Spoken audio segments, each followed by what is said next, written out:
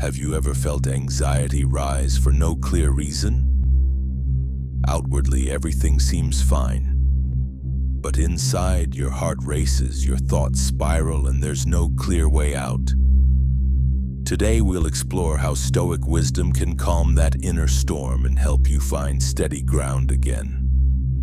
These 10 lessons aren't abstract theory, they're real tools, and maybe, just maybe, one of them will change the way you live forever. How much of your life have you spent preparing for storms that never arrived? Lying in bed, your mind runs simulations, everything that could go wrong, every way you might fail, lose, fall apart. You become a fortune teller of disasters. But none of it's real. It's all happening in your head. The present fades into background noise while your attention fixates on the horizon. You're always scanning, looking for the next threat, the next problem, the next reason to be afraid. But the horizon is endless. You never reach it, and in chasing it, you lose what's right in front of you. Seneca wrote, "There is nothing so wretched or foolish as to anticipate misfortunes." And yet, we do it constantly. Because anxiety tricks us. It says, if I worry enough, maybe I'll be safe. But worrying doesn't prevent pain. It just multiplies it. It's like carrying an umbrella every day in case it rains, and missing the sunlight. What if you stopped? What if just for one breath you stopped scanning the sky and looked around instead? Maybe the moment you're in is quiet and warm and enough. Maybe you've been okay this whole time. You were just too far ahead to notice. The Stoics understood this. Life is not lived in the imaginary future. It's lived in the grounded now. When you shift from prediction to presence, you begin to feel the solid ground beneath your feet again. You notice the sound of your breath, the warmth of your coffee, the laugh of someone you love, the storm you were bracing for. It might never come. And if it does, you'll meet it when it arrives, not by living it twice in your mind. So stop watching the horizon. Come back. This moment is your shelter. How often have you believed something just because you thought it? Your mind whispers you're failing, or you're not enough, and suddenly it feels like truth. But what if it's not? What if your thoughts are just mental weather, passing clouds, not permanent reality? The Stoics knew the mind could be chaotic, unreliable, even deceptive. That's why they trained themselves not to obey every thought, but to observe them. Marcus Aurelius wrote, "You have power over your mind, not outside events. But that power begins with awareness. You can't change what you're still fused with." Here's a practice. Next time an anxious thought shows up, pause. Don't react. Just name it. That's worry. That's fear. That's judgment. Naming creates distance. And in that distance, you gain freedom. Because when you're fused with thought, it controls you. But when you become the watcher, you become sovereign. You are not your fear. You are the one hearing it. You are not your overthinking. You are the space in which that thinking unfolds. And when you step into that observer role, everything shifts. The chaos doesn't vanish, but it loses its grip. You stop spiraling. You start choosing. You might still have thoughts like, "I'm not doing enough," or "I can't handle this." But now, instead of reacting, you can ask, is that true? Is it useful? Most of the time, it's not. It's just an old habit of fear trying to protect you and undoing it badly. The Stoics weren't robots. They had thoughts. They had fears. But they learned to step back, to question, to reframe. And you can too. Because the goal isn't to eliminate the noise, It's to stop mistaking it for truth. You are not your thoughts. You are the calm behind them. How much pressure do you carry because you think you have to get everything exactly right? Every choice perfect, every word flawless, every outcome controlled. It's a quiet, exhausting kind of suffering. The belief that if you don't live up to some invisible standard, you'll lose worth, that you won't be lovable, successful, respected, safe. But here's the thing.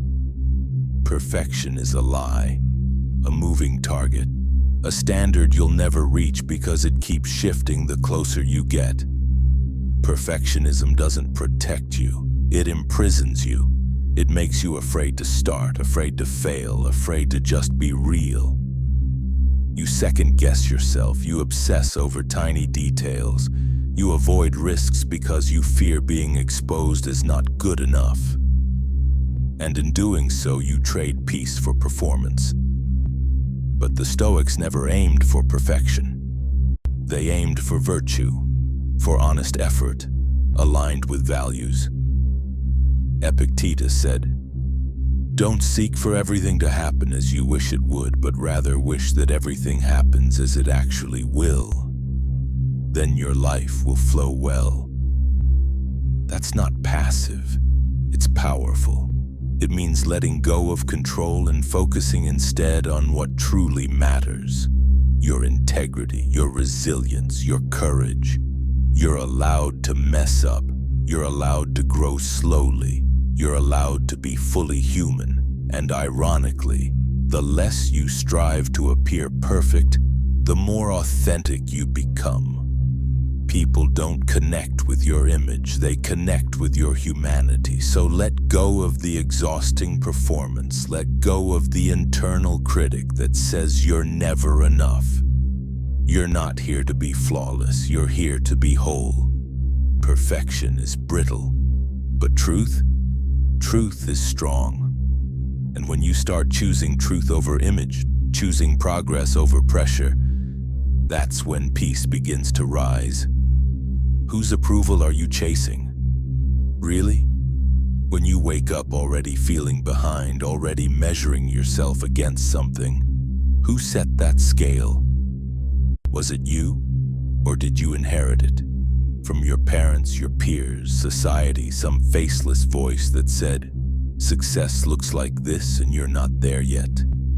Most of our anxiety doesn't come from failure. It comes from borrowed expectations. We confuse noise for truth. We start building lives around standards we never chose. Bigger titles, better bodies, more followers, less rest. And all the while we feel like we're falling short. But of what exactly? The Stoics knew this trap well. Marcus Aurelius wrote, "If you are distressed by anything external, the pain is not due to the thing itself, but to your estimate of it." In other words, suffering often comes from the wrong measuring stick. So ask yourself, what are you actually trying to prove, and to whom? You might realize your goals aren't even yours, that the success you crave is someone else's version, that the image you're chasing isn't freedom, it's a prison. But the moment you stop trying to win someone else's race, something strange happens. You begin to feel lighter, more real. You start to define life on your terms. So what does success look like to you? Not your parents, not your social media feed, not the world, but you. Maybe it's being calm under pressure. Maybe it's living simply but intentionally. Maybe it's waking up without dreading the day ahead. That's the kind of success the Stoics lived for. Inner alignment, peace of mind. Stop grinding for approval, start listening for truth. Check your standards, not because you're failing, but because you might be climbing the wrong mountain. The top means nothing if the view doesn't feel like home. Control feels safe, predictable, logical. If I just work hard enough, plan better, think faster, prepare more, maybe I can stop bad things from happening. Maybe I can keep everyone happy. Maybe I can avoid pain. But that's a lie. And deep down, we know it. The more we grip, the more life slips through our fingers. You don't control what other people say or do. You don't control outcomes. You don't control timing, illness, loss, weather, traffic, randomness, or the 1,000 invisible forces shaping every moment. Trying to manage it all is like trying to stop the ocean with your hands. It's not strength, it's fear in disguise. The Stoics called this the dichotomy of control. Epictetus said some things are up to us and some things are not. That's not defeatism, it's liberation. When you release what was never yours to manage, you make room for peace. You stop chasing certainty and start focusing on what you can actually influence. Your choices, your mindset, your response. Letting go doesn't mean giving up. It means shifting your energy from the impossible to the powerful. Instead of trying to control outcomes, you commit to showing up with intention. Instead of fixing everyone, you focus on integrity. You trust that doing your part is enough, even if the rest unfolds in ways you didn't plan. Ask yourself, what am I trying to control right now that I don't actually own? How would it feel to release that? To breathe again? To stop white-knuckling life and open your hands? The Stoics weren't passive.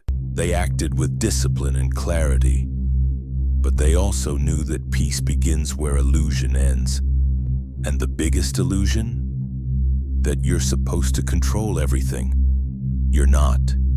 You're supposed to live fully, presently, wisely, even when you don't know what comes next. Your body is here. But where is your mind? Is it lost in something that happened yesterday?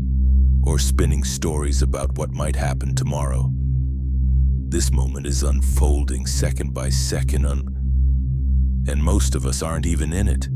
We're too busy rehashing or rehearsing. That's the silent cost of anxiety. It steals now in the name of later. But later isn't real. Only this is. This breath, this feeling, this exact place where your feet are touching the floor. The Stoics understood this deeply. Marcus Aurelius wrote, "Confine yourself to the present." Why? Because that's where life actually lives, not in your regrets, not in your fears, but in the next step you take, the next word you speak, the next breath you choose to notice. Being present doesn't mean life gets easier. It means you stop fighting what's already here. You stop trying to escape into fantasy or fear. You engage fully. You taste your food instead of scrolling. You walk without rushing. You listen without planning your reply. You let your thoughts be thoughts without letting them carry you away. It sounds simple. It is, but it's not easy. Presence takes practice. You'll forget over and over. That's okay. Each time you come back to now, you're building a muscle. You're reclaiming life. And with time, that presence becomes your anchor, your home. Even in chaos, you'll have something solid inside you.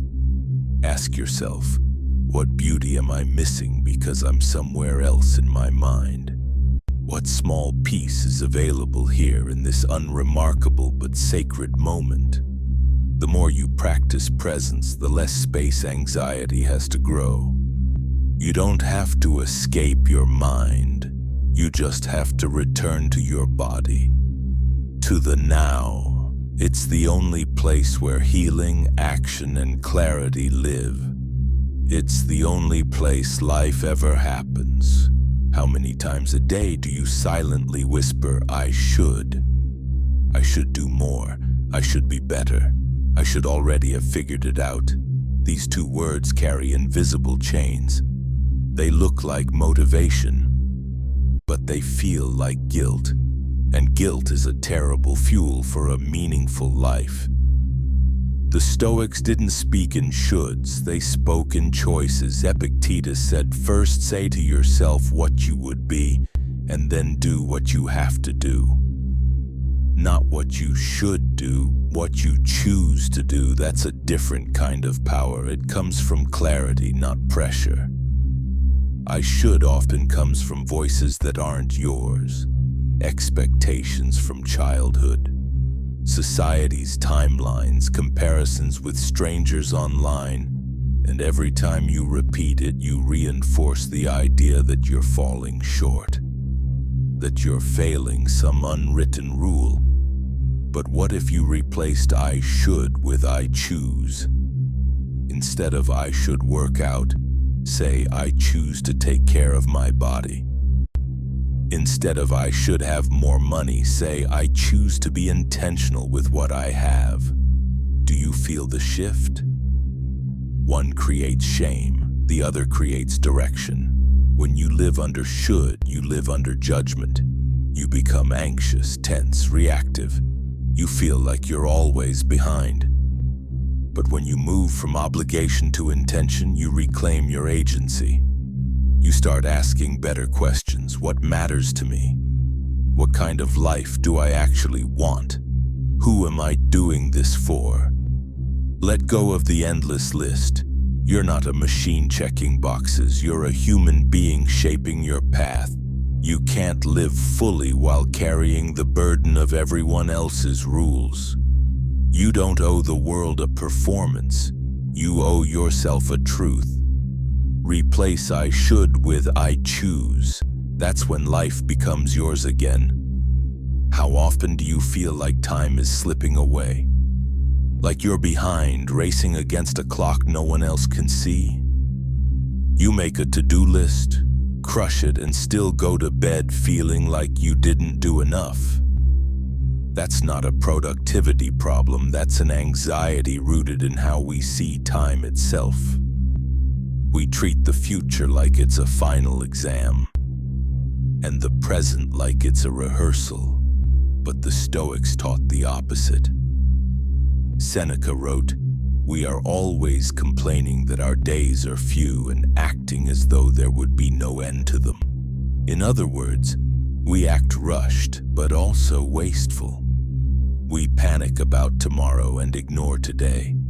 What if time isn't chasing you? What if it's walking beside you, patiently waiting for you to notice it? When you stop sprinting towards someday, you start arriving in now.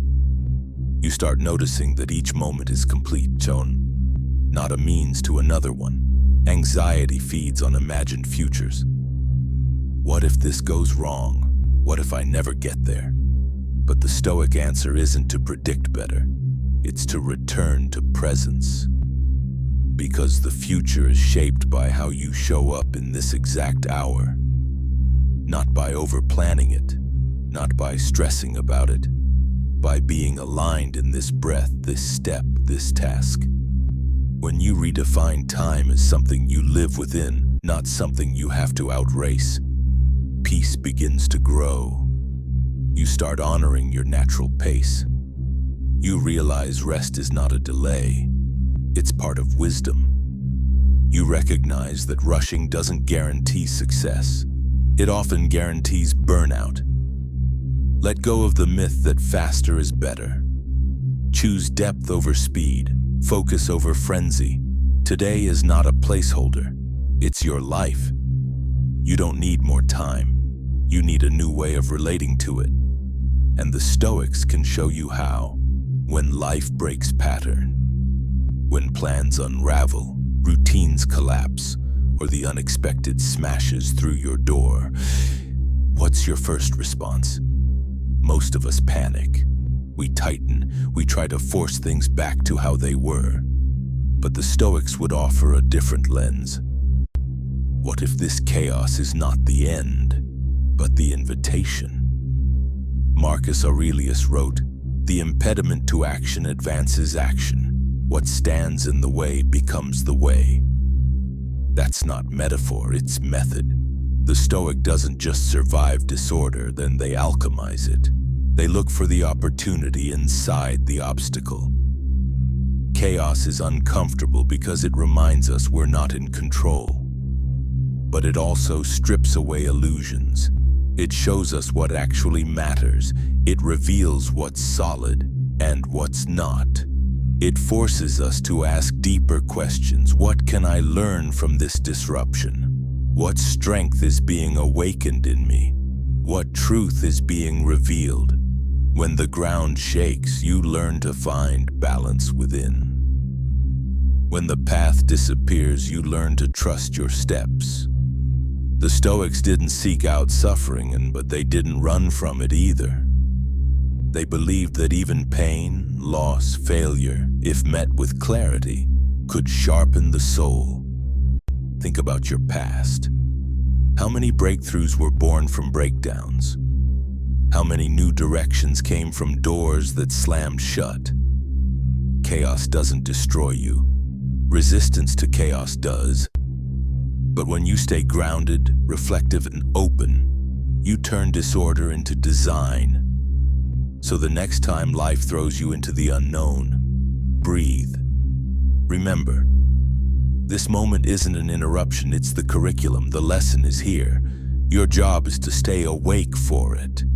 How much of your anxiety comes from clinging to a version of yourself you're afraid to outgrow? You tell yourself, this is just how I am, or people expect me to be this way, and suddenly you're trapped inside a character you didn't choose, living by an identity you're too scared to question. But who said you have to stay the same? The Stoics saw the self not as a statue, but as a river, constantly flowing, adapting, transforming. Marcus Aurelius wrote, "You should be like the promontory against which the waves continually break, but it stands firm." What stands firm isn't your image, it's your essence, your character. Everything else can change. When you cling to a fixed identity, I'm the strong one, I'm always calm, I never quit, you build a fragile shell. And when life challenges that shell, anxiety rushes in, because any crack feels like a collapse. But what if change isn't something to fear, but something to honor? You are not obligated to be the same person you were yesterday. You're not betraying yourself by evolving. In fact, refusing to grow is the real betrayal. Let go of the need to be consistent in image, be consistent in values. Your thoughts, emotions, roles, they'll shift. Let them. Who you are is not a fixed label, it's a direction, a process, a movement toward deeper truth. Ask yourself, who would I be if I stopped trying to meet expectations and started responding to reality? What version of me is waiting on the other side of this release? The Stoic doesn't say, be perfect. The Stoic says, be honest, be free, be willing to begin again. You don't have to hold on so tightly. The real you isn't something to protect, it's something to discover. Anxiety isn't something to be cured, it's something to be understood. And when you stop chasing control and start cultivating inner steadiness, everything changes. You're no longer a leaf in the wind. You're the tree, bending, trembling, but unbroken. You are not your thoughts.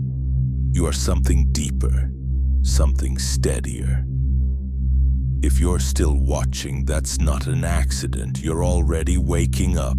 This is the path of the Stoic. This is Existentia Stoica. We'll see you in the next video.